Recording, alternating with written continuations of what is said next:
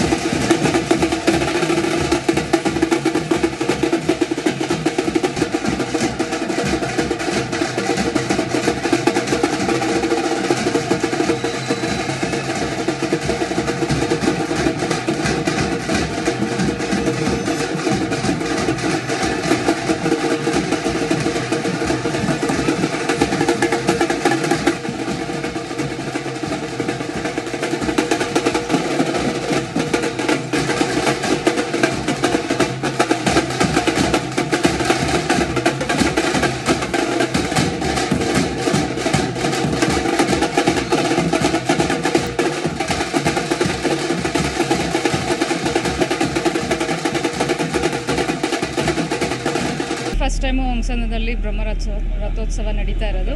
ಇಷ್ಟು ವರ್ಷನೂ ಕುರ್ಜು ಅಂತ ಅಂದ್ಬಿಟ್ಟು ತಗೊಬರ್ತಾ ಇದ್ರು. ಇದೇ ಮೊದಲ ಬಾರಿಗೆ ಬ್ರಹ್ಮ ರಥೋತ್ಸವ ನಡೀತಾ ಇರೋದು. 24ನೇ ತಾರೀಕು ಇಂದ ಶುರುವಾಗಿರೋದು. ಒಂದೊಂದು ದಿವಸನೂ ಒಂದೊಂದು ಕುಟುಂಬಸ್ಥರು ವಿಶೇಷವಾದ ಅಲಂಕಾರ, ವಿಶೇಷವಾದ ವಾಹನ ಉತ್ಸವಗಳಿಂದ ಮೆರವಣಿಗೆ ಎಲ್ಲ ಮಾಡ್ತಾ ಇದ್ದಾರೆ. ಆಮೇಲೆ ಇಡೀ ಕುಟುಂಬದ ಸದಸ್ಯರು ಎಲ್ಲರೂ ಗ್ರಾಮಸ್ಥರು ಸೇರಿಕೊಂಡು ಮಾಡ್ತಾ ಇರೋದು ಈ ಹೊಂಗಸ. ಇದೇ ಫಸ್ಟ್ ಟೈಮ್ ಈ ವಿಜೃಂಭಣೆಯಿಂದ ಆಚರಣೆ ಮಾಡ್ತಾ ಇದ್ದೀವಿ ನಾವು.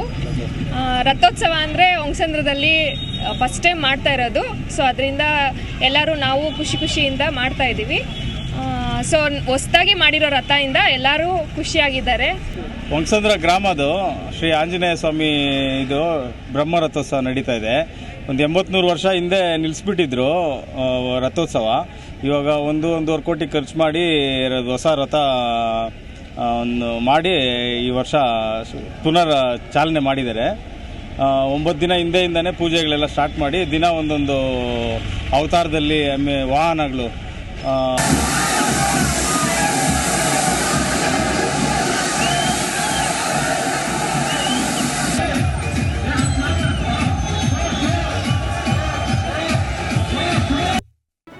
ಜಿ ಕನ್ನಡ ನ್ಯೂಸ್ ಈಗ ನಿಮ್ಮ ಮನೆಯಲ್ಲೇ ನೋಡಿ.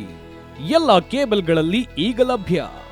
ಸನ್ Direct 292, Jio TV 1334, U digital 162, city cable 51, GTPL 17, Abhishek cables 821, Rockline telecommunication 51, Shri Basaveshwara number 60, Vinayaka digital number 53, in digital number 896ರಲ್ಲಿ. ನಿಮ್ಮಿಸ್ತದ ಜಿ ಕನ್ನಡ ನ್ಯೂಸ್ ನೋಡಿ ಆನಂದಿಸಿ.